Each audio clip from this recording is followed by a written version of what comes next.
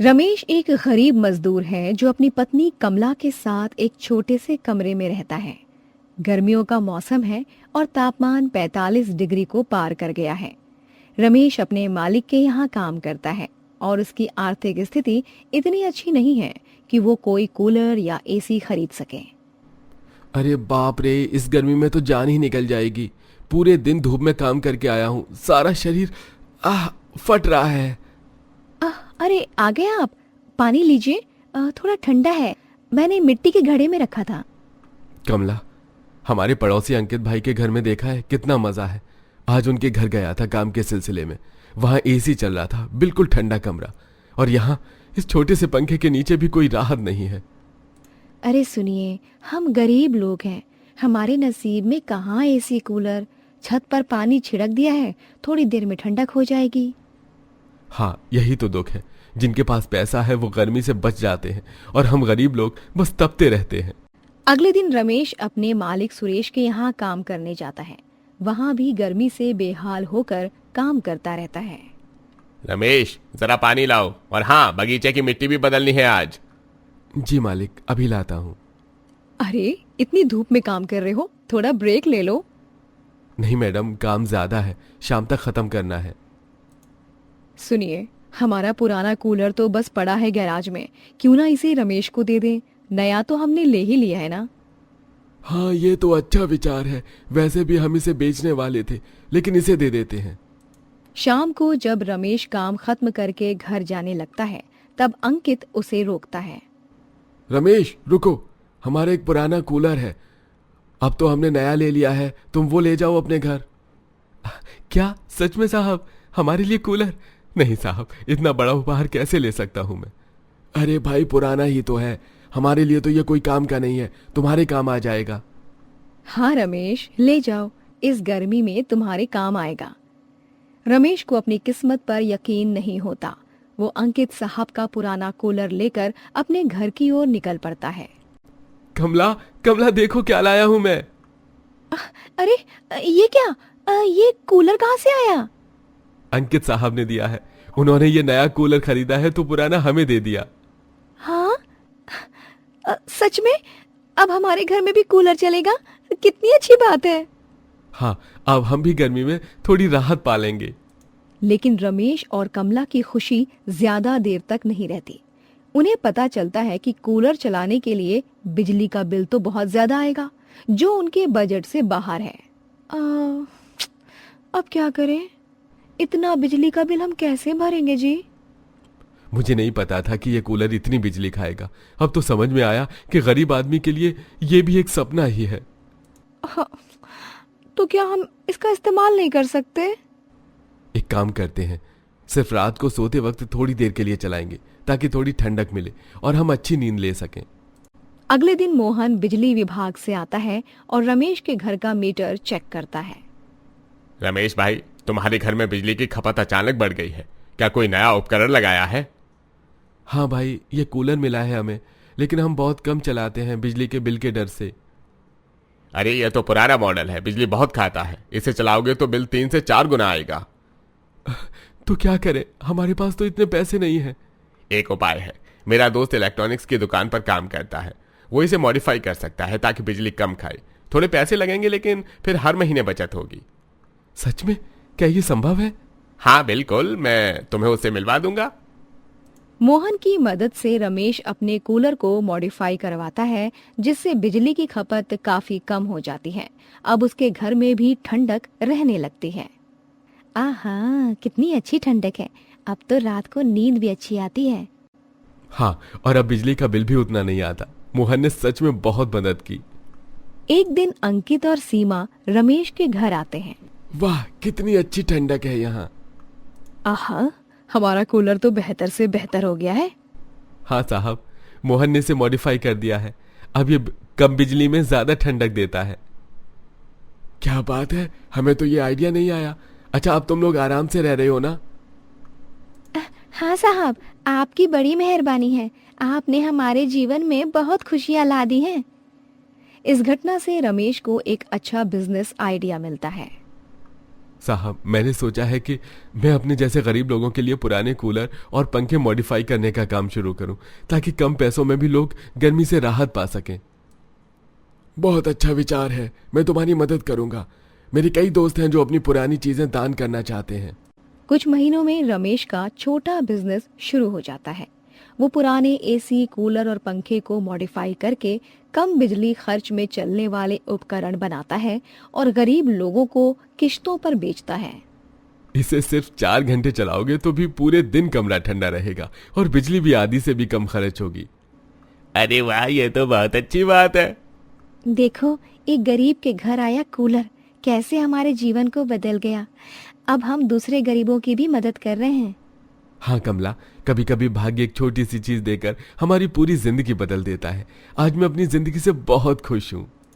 इस तरह एक गरीब आदमी के घर आया पुराना कूलर न सिर्फ उसके परिवार के लिए सुख और आराम का कारण बना, बल्कि उसके जीवन की दिशा ही बदल गई। अब रमेश अपने जैसे कई गरीब लोगों की मदद कर रहा है और एक सफल छोटे व्यवसायी के रूप में अपना जीवन यापन कर रहा है। चारू एक अनाथ लड़की होती है जो एक छोटे से गांव में अपने चाचा चाची के साथ रहती है। एक सुबह चारू काफी देर से उठती है तो चारू की चाची को काफी गुस्सा आता है।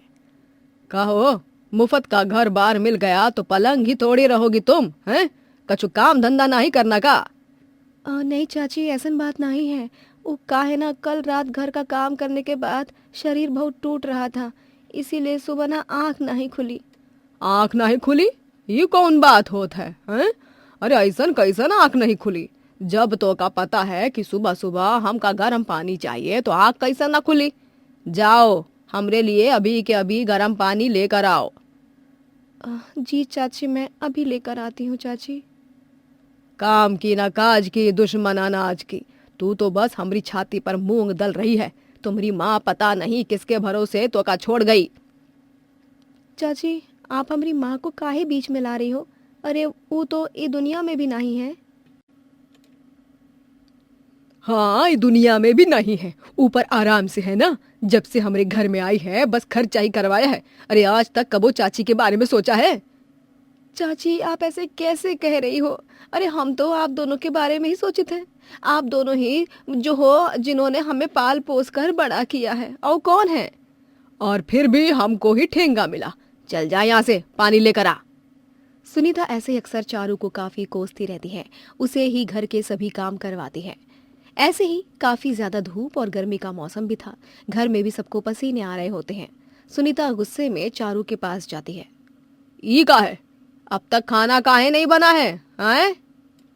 चाची जी, गैस खत्म हो गई है और गांव में सिलेंडर आने में काफी समय लगता है, लेकिन जैसे सिलेंडर आता है हम खाना बना देंगे तुरंत, वो भी आपकी पसंद का।